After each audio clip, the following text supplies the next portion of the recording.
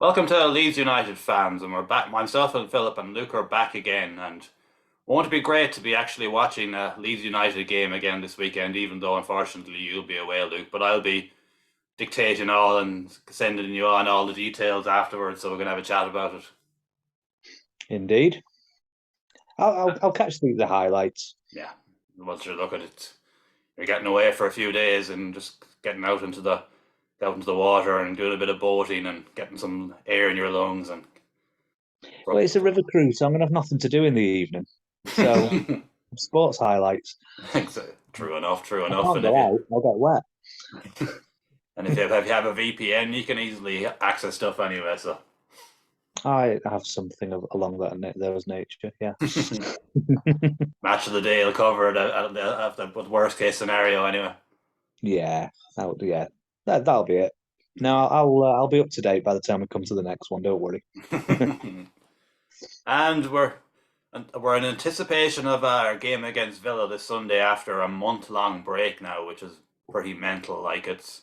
But we still have things to talk about because there has been things happen in the world of Leeds United over the Yep. last few weeks with our own players, like with international duty. And first on that note, we'll touch on that. I know it was an under-21 game with Southampton, but Bamford got a hat-trick, got one disallowed. Going to do his Yep. confidence the world of good.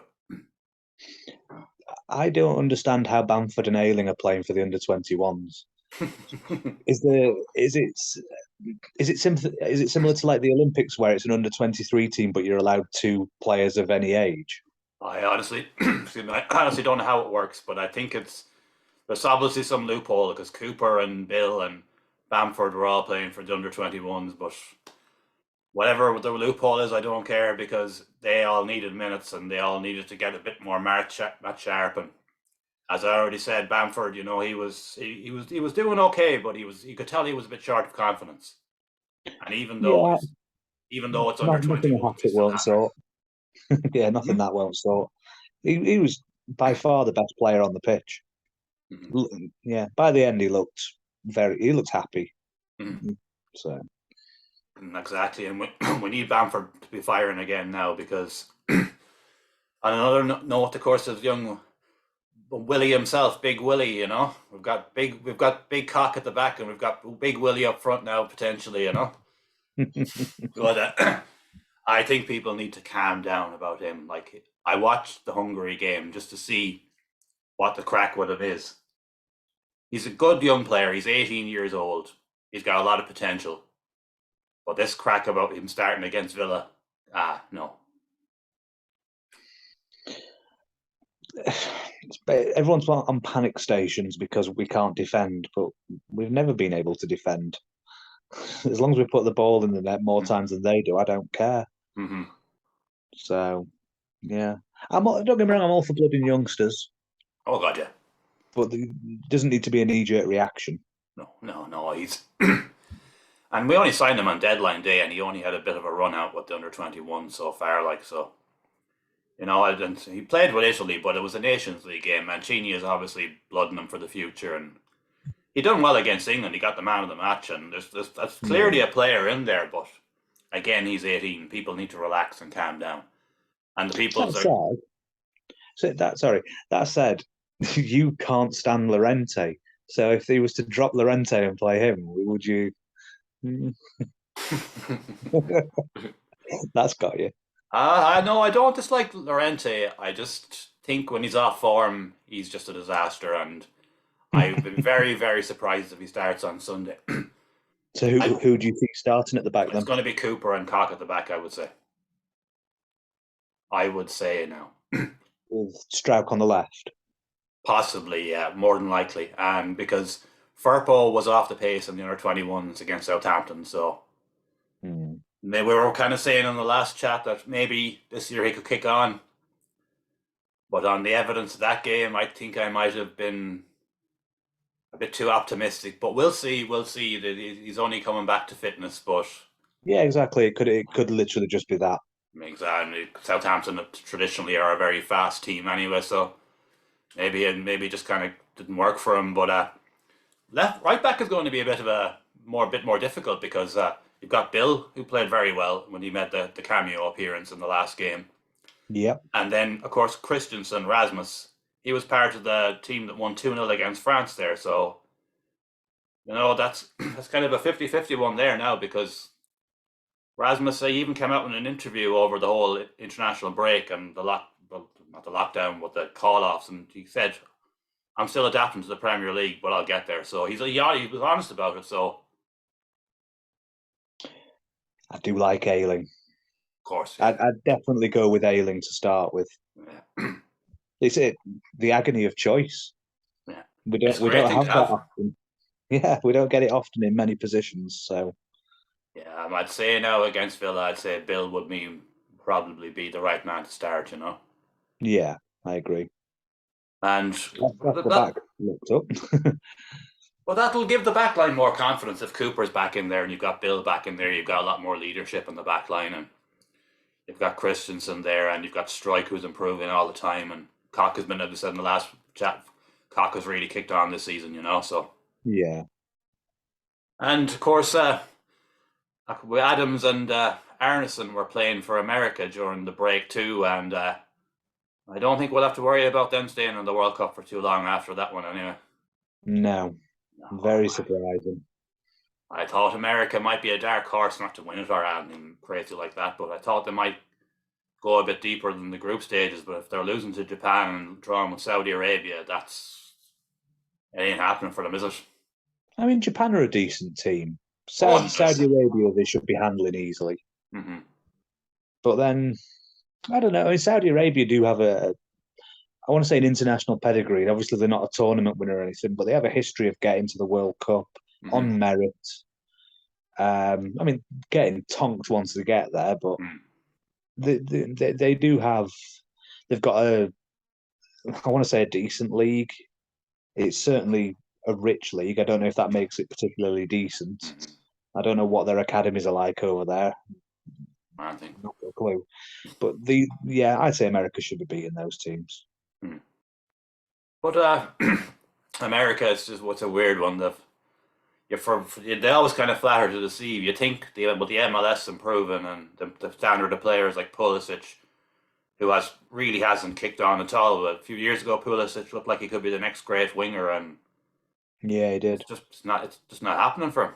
I think the whole situation with Tuchel at Chelsea has really affected him, and maybe Potter can get him going again. But by the sounds of it, I think they're looking at moving him on in January. So doesn't look to be too much of a future from a Chelsea, to be honest. Well, the thing is, as well, whenever you bring in a new manager, they're going to want to bring in their own players. They're going to want their own squad. True enough. True enough. Yeah. Don't know what. I mean, they've spent a lot of money over the summer to then sack Tuchel. I don't know. Do you think Potter's a good a good placement there? I'll give him until the end of the season, if he lasts that long.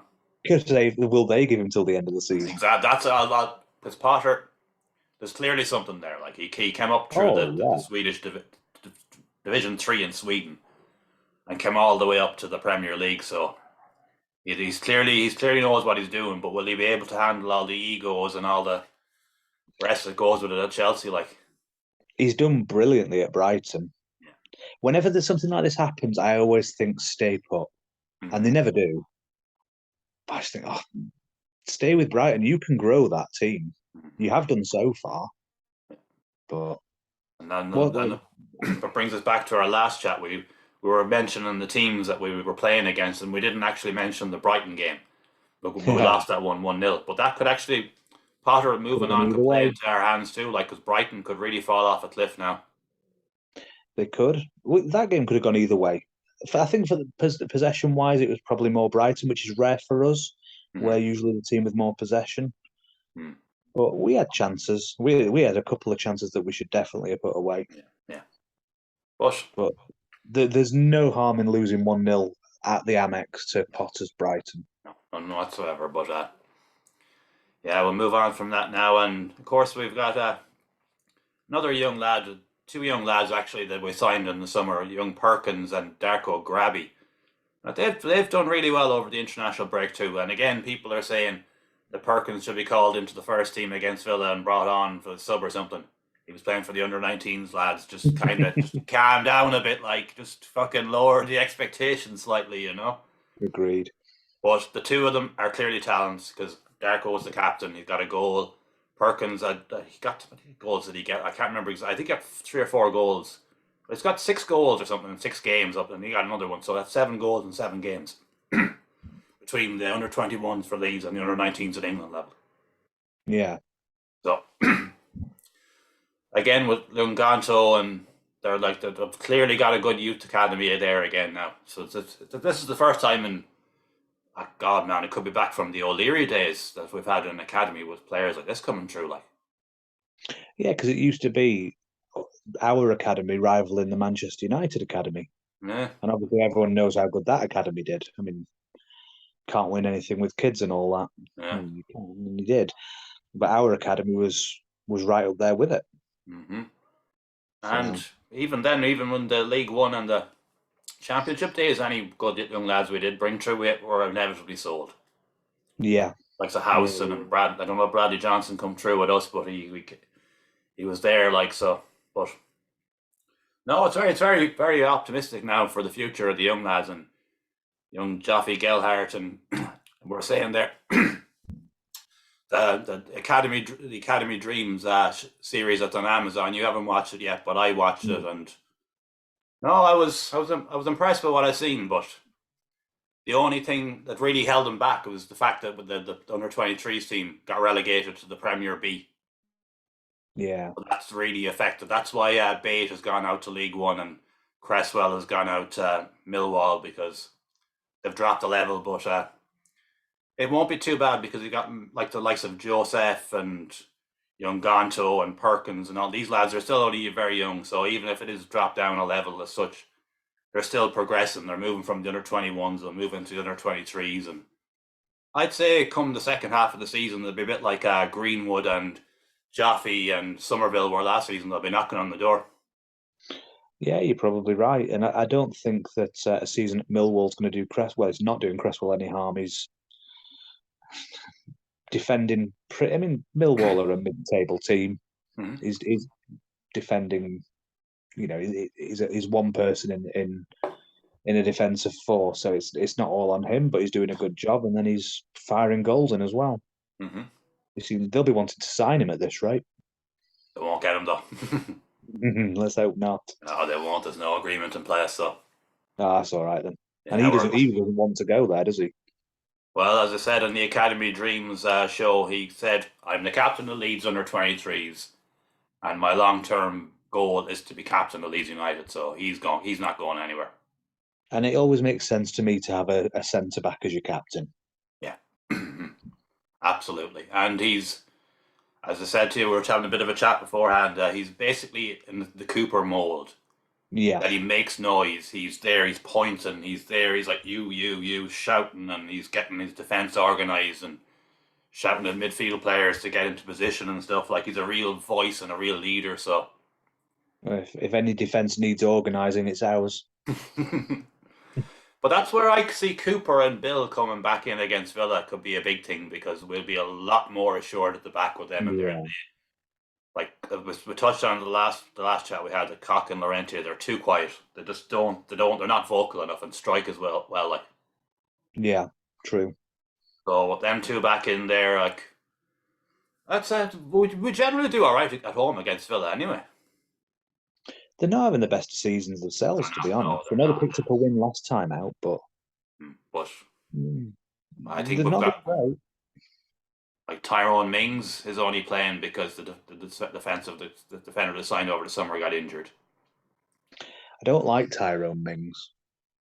Just as a, it stems from a few years ago, and he was playing for Bournemouth against Man United at Old Trafford, and he stamped on Wayne Rooney's head. Jesus. And it was deliberate. You could every replay you saw of it, it was definitely deliberate. And I thought, you dirty bastard. As much as I wasn't a Rooney fan, I'm certainly not a Man United fan. You don't do that. So I've never liked him for that reason. I don't like him since the Bamford incident a couple of seasons ago. But he had a bit of a clash with Bamford. He caught him like. Bamford Yeah, went down. He was hurt. yeah, But he wasn't appealing for a penalty. And Ming started shouting and roaring and started dragging him up when he could be injured. Like he could have had a broken yeah. ankle or something. And he started picking him up and making him stand up, like when he was clearly hurt. Oh, I he's was a like, prick. you He's an absolute outright dickhead, prick. you fucking dickhead.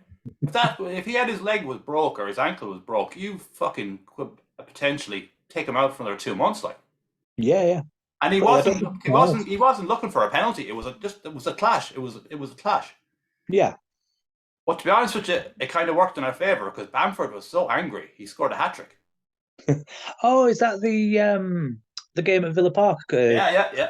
First season up. And after that Yeah, game, I I was remember that. always hoping somebody'd leave a kick in Bamford early, just to get him angry, Oh, because it he's such worked. a nice posh character in real life. But Yes. when he got really pissed off with that thing with Mings, man, over that, he was I did. And one of visibly raged, like he was rage in his eyes, and he was like, "Fuck you!" And then he scored a hat trick.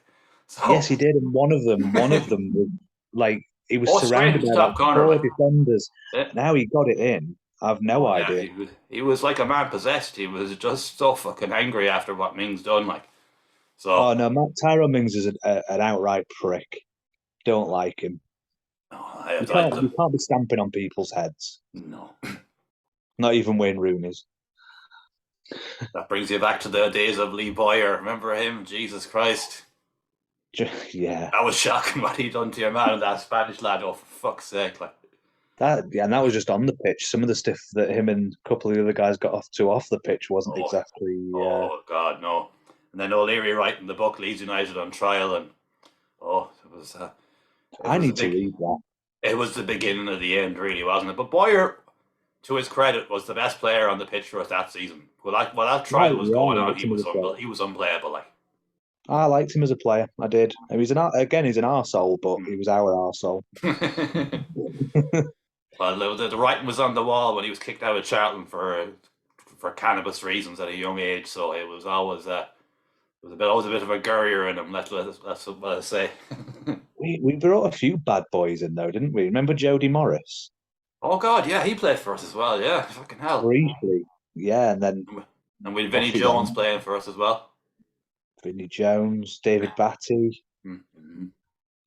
I remember actually an uncle of mine said that the fans were also endeavoured with Jones at Leeds because every game, the first thing Vinnie Jones would do with there's the area the disabled area with the handicapped people and all the rest.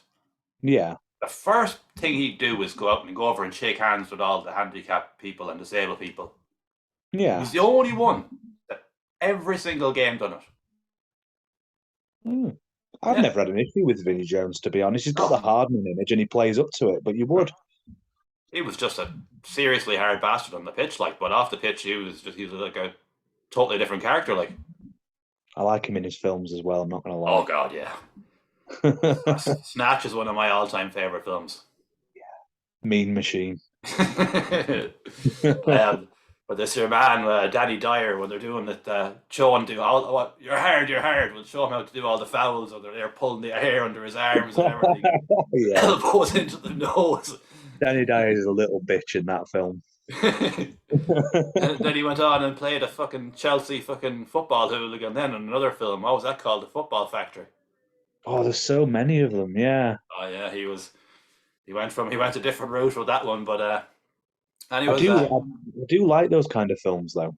oh yeah, they're a bit of crack like. Yeah. Escape to Victory will always be the best though.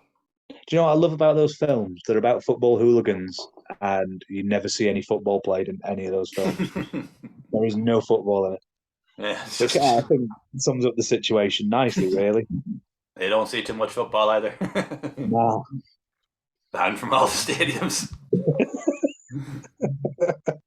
But anyway, on this weekend, yeah, you're feeling good about the weekend? I don't see why we can't get a win. I genuinely don't.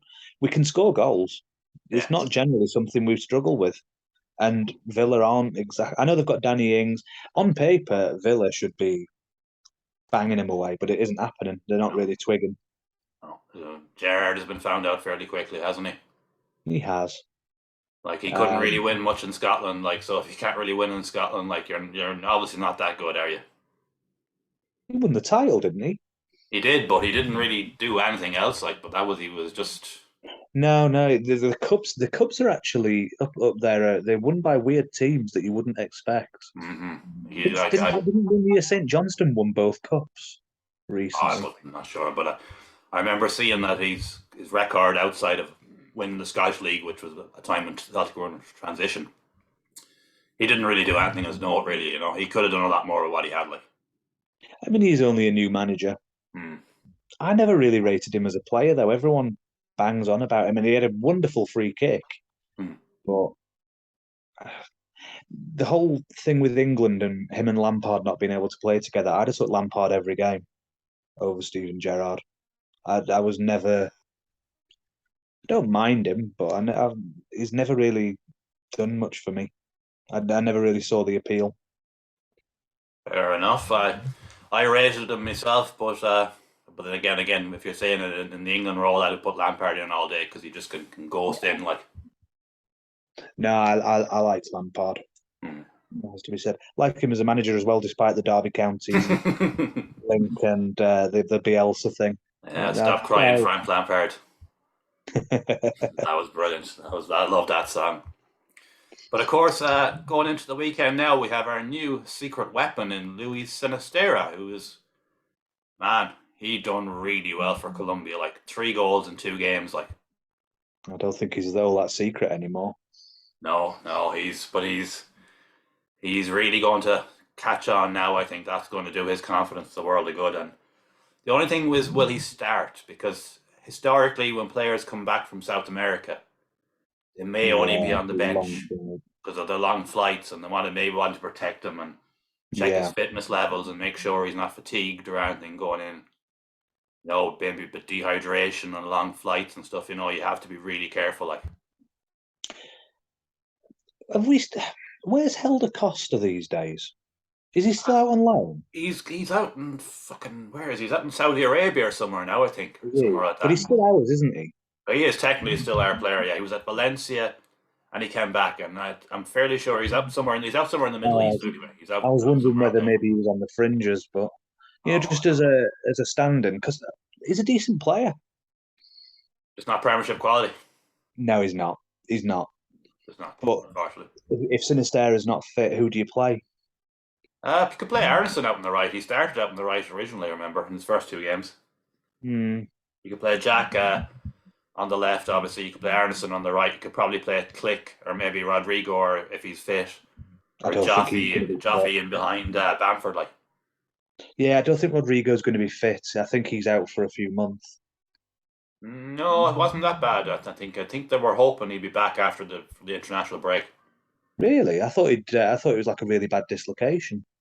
It was a dislocation, yeah, but I reckon it could have about 5 6 weeks would have been enough. Like, and Oh, so that's a few weeks before that now. So having said that, I'm probably misjudging how long a break we've actually had. yeah, we've had a month like, and he was out for a week or two before that. Like, so True, yeah, because it was the Everton game, wasn't it? yeah, so he could be very close. Like, but Fair enough. I imagine Sinistera will play though because today is Wednesday and he's on the way back, and the It's game Sunday, is it? game is Sunday, so it's an Yeah. extra day. If it were playing on Saturday, No. I'd say it'd be hitting 50-50. But with the fact that we're playing Sunday afternoon and it's an extra day's rest, and he had the big break between the 2 week break before the international break, I think realistically he could be playing. But I won't say for certain until I've seen the team sheet because again with the whole historically with traveling to South America and back, I was close to saying, oh, we can put Dan James on the right, but I think Fulham might have an issue with that. I don't understand letting him go. If you've got Sinistera who's struggling for fitness, I don't understand the decision to let Dan James go. Somerville. Yeah, Somerville. Somerville. Yeah, I'll I'd give him a rather go. I'd rather have Somerville be breaking through, man, than Dan James running into the corner like Sonic the fucking Hedgehog without a brain. I seen that description of him one day, Dan James, Sonic the Hedgehog without a brain, and I was just like, that is perfect. It's somewhat lack end product. Yeah. As I said to you in the last chat, man, if we got him the first time round when Bielsa took over from Swansea, maybe. But we Yeah, got him too late. yeah, we did. We got him too late. We got him 2 years too late. Like, but best of luck to him with Fulham, and you never know, he could be back again next season. But I wouldn't be. With Sinistera, and you've got Somerville coming through, and the likes of Perkins, and all these players like Jaffe and Greenwood, and Jack Harrison, of course. And there's other young lads, and Miller is his name, and the under 23s as well. Like, there's players coming through left, right, and centre, and the youth set up now like that are really starting to make a name. And Gonto too, is he a wide forward or is he a number 9? From what the evidence of what I've seen him, he kind of remind me more like Rod Wallace.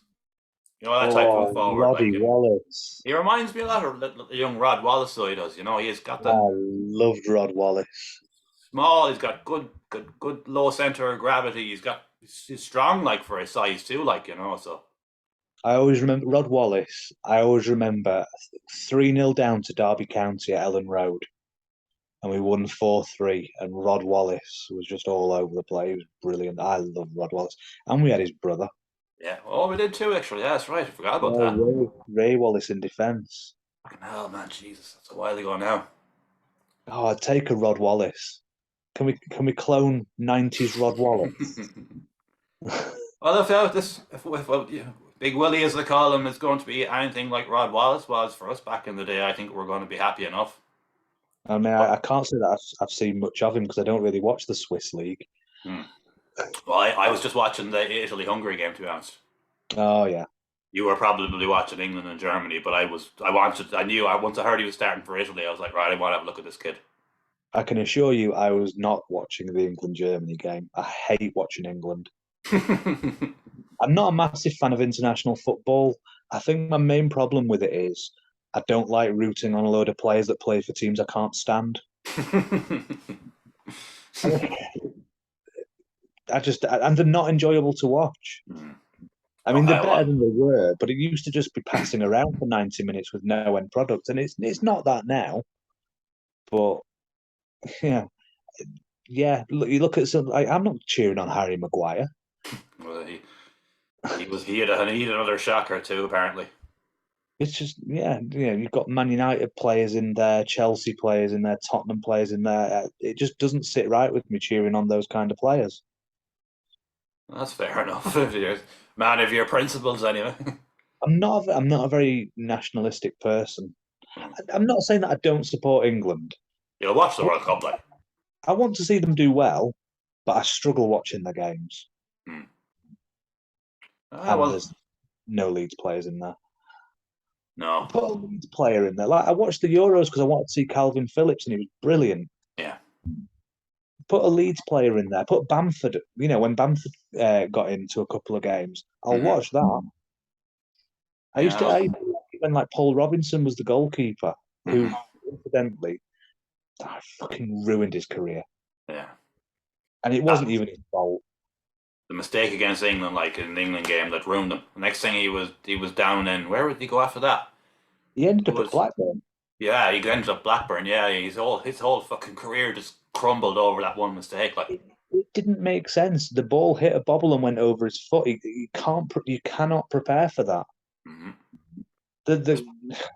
You're a freak. That pisses me off because he was class. Yeah, that really was. It's sad that actually think about it. It ruined him. Like, his whole career just collapsed. It wasn't just him. Scott Carson as well had a shocker against Croatia, and that ruined him. And I'd say Nick Pope won't be playing for England anytime soon either over that mistake, even though it was just unlucky as well. He's a good goalkeeper. They should stick with him. Oh, he's a very good goalkeeper. But Pickford is going to start all day in the World Cup. I don't like Jordan Pickford. Did you see that? It was last season where he scissor tackled Van Dijk. Oh, that was shocking, man. That was shocking. Like, and he didn't even get a card because Van Dijk was offside. But that was nearly a career ender. He's another one I don't like. I think he's a dirty, malicious player. I honestly think it was a career ender for Van Dijk because he's not the same since. He's not. Liverpool aren't. No, Liverpool are not, and Liverpool are a shadow what they were like. Yeah, but no, it was a horrendous tackle. Yeah, But because he's offside, no card. No, it made no sense to me that. yeah, I think that did kind of end Van Dijk as the Ballon d'Or Yeah, competitor that he was. Like, he's still a good defender, but and he's way off any bit of pace now at all, and he's in trouble. Like, oh, he was world class. They brought him in. They paid all that money. They won a title. A lot of it down to him, but he was getting goals as well. mm-hmm. Yeah, like I did like Van Dijk. Well, I do like Van Dijk, Mm. but Yeah, it was a shame. yeah, I don't like Jordan Pickford. I feel like my hatred for certain players and teams is coming through a lot more this week. Tyrone Mings and Jordan. No, I don't like them. I'd I, rather see him Pope. well, you have a bit more to be happy about than us Irish. Like, we're at I think we're at the lowest point we've definitely been in my lifetime. Anyway, we're. It's not that we're awful bad. It's just that we're relying on youngsters. Like, we just don't have any good first team players. Like, The thing is, in the '90s, the Premier League was full of quality Irish players: Irwin, Staunton, McGrath, Townsend, and even going a bit Shaking. further, you've got like Roy Keane, Yeah, yeah. Damien Duff, Robbie Keane. Oh, Yeah, Robbie Keane. you had Richard. Not what was his name? Richard Dunn. You had Yeah, Gary Kelly. You had Coleman. Ian Hart. Hart. How did I forget them two? Kevin Kilban was a decent player. Steve Yeah, Finnan played for Liverpool. yeah. Across the pitch, we had great players, but now it's not happening, unfortunately. The Championship players at best. If it fucking even, man, if it even like, but the problem is like, there's no development in Ireland. There's No. no youth development worth the fucking Ireland. Bit Well, the of stuff. league. Yeah, I remember it was about 12 years ago now, after the whole recession thing kicked in. I was just at a loss. Everyone lost their job in Ireland. It was just everyone. Yeah. It was crazy. And I got on this course, like, but before I was sent on this course, I was going to be sent on this thing called TUS, and they were going to send me out coaching the young lads how to play soccer. Okay. I never played the game at any level. And you call it soccer. Well, yeah, I'm just yeah, but of course in Ireland football is Gaelic GAA, but I was just that to me just summed up where Ireland was for the youth development. I played a bit of football. I played a bit of football. I call it football again now in school. I was a nippy winger, and I was doing all right in goals. I wasn't bad. I was in the team, like. But if you're letting someone like me coach the next generation of kids, like with not even League of Ireland experience, like how can you coach young lads when you don't have anyone that knows the game properly coaching them, like. I've tried watching the Irish League highlights, and I'm not to cause offence, but it's dog shit. I mean, it's not as bad as the Welsh League, but it's below the Scottish League. Oh god, yeah, there's no money in it, like. That said, one of your teams was very close to getting into the group stage of the Europa League, was it, or was it the Champions League? Dundalk got into the Europa League a few years ago. No, I'm talking about this season. They lost on penalties. Yeah, I can't remember who it was. Was it Shamrock Rovers? could have been. I haven't Yeah, followed it in years, to be honest with you. yeah, they were playing some Latvian team and got a draw away from home, and yeah, unfortunately drew again and then lost on penalties. All right. Well, No, it can't be the Champions League. It must have been the Europa. oh, it would have probably wouldn't even probably been the Europa League. It'd probably been the new one, the Europa Conference, it's called, or whatever it's called, the third one now. The one Yeah, that that one. Roma won last season.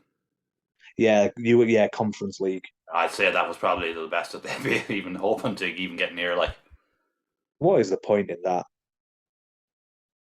more At money least for the Cup Winners' Cup had a point. It yeah. was for your cup winners. But this is just, oh, you finished seventh. Why don't you play in Europe? Having said that, we might get in. And then it'll be the best thing ever. Yeah. To be honest with you, man, I don't think even if Leeds were on the cusp of getting anywhere near Europe, I think we need another 2 or 3 years to be anywhere near there yet, I think. True. That said, like, Roma are a massive club, but they never win shit. Never So have. they celebrated it like they won the Champions League because to them it was a massive deal.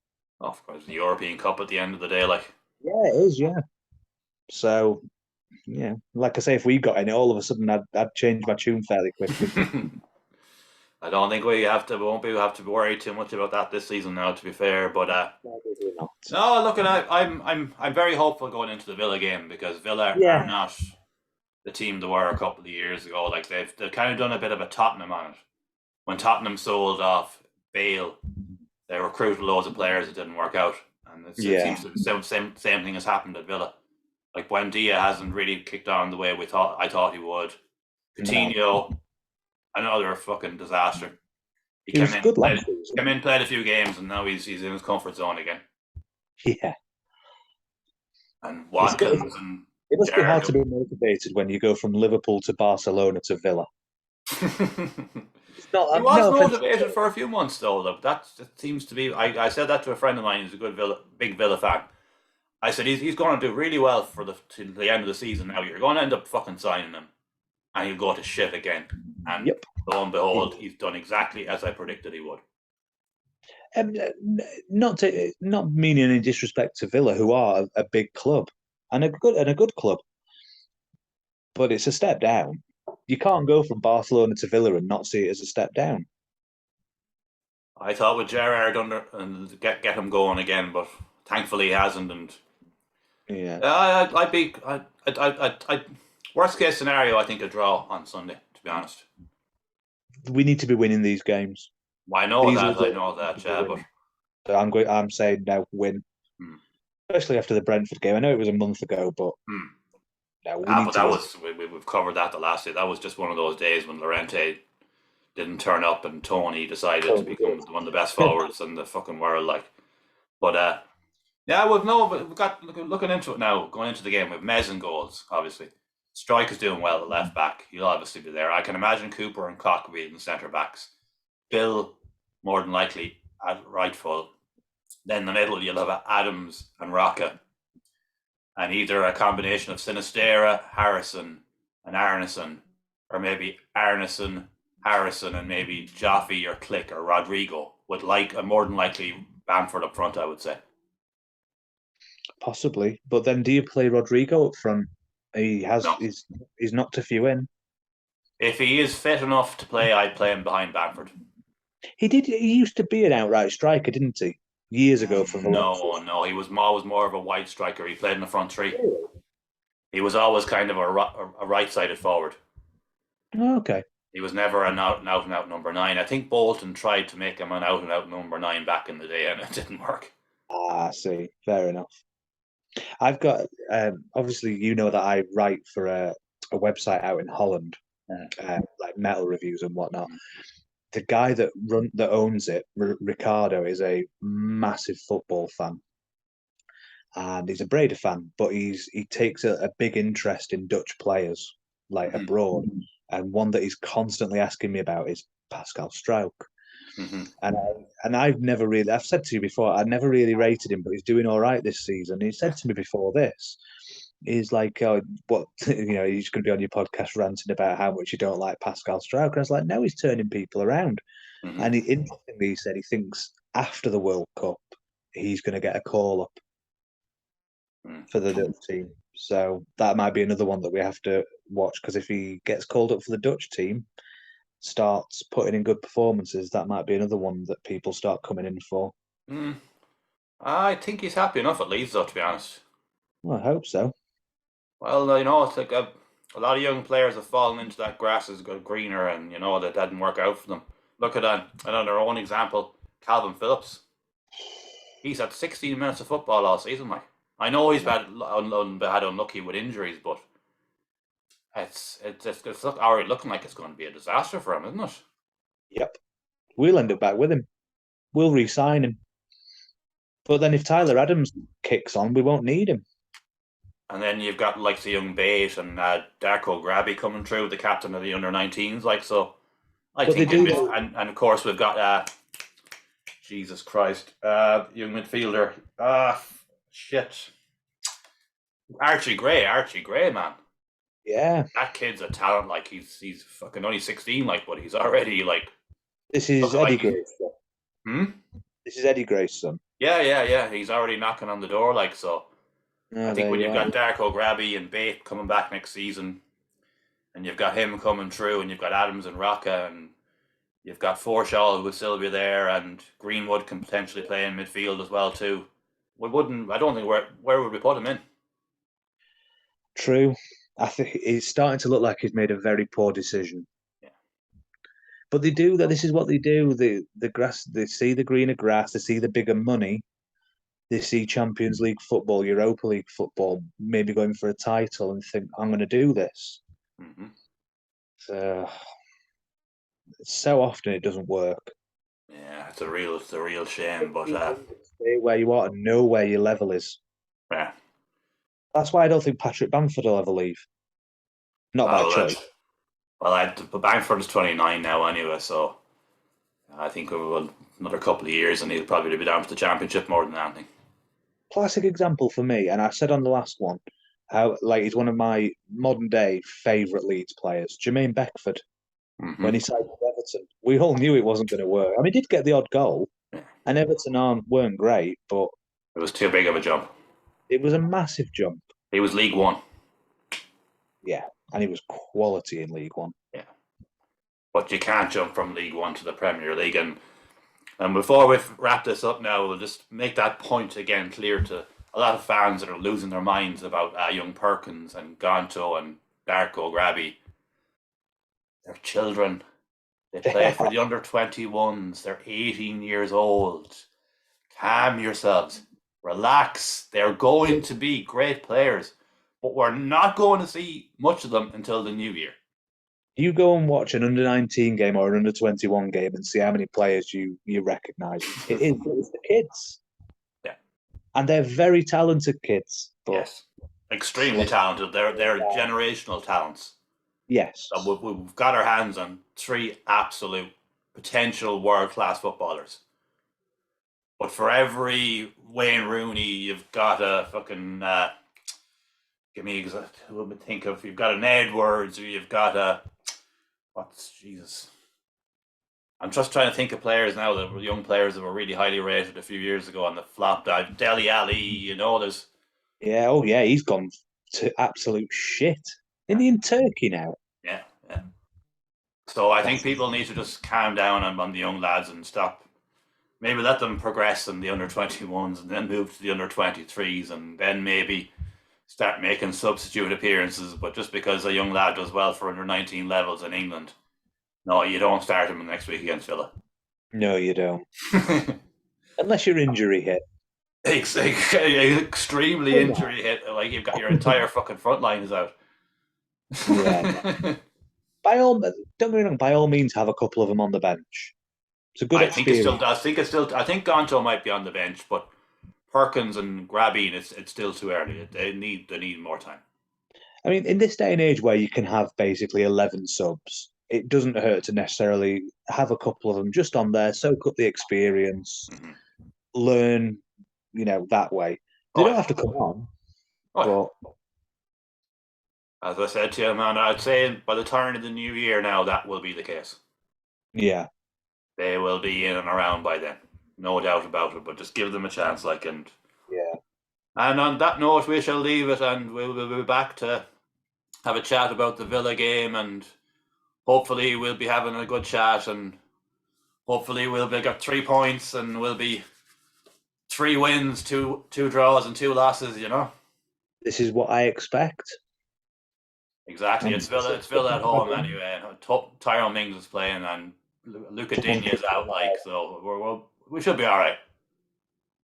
Fucking hate Tyrone Mings. And on that note, thanks for tuning in. We'll see you next time.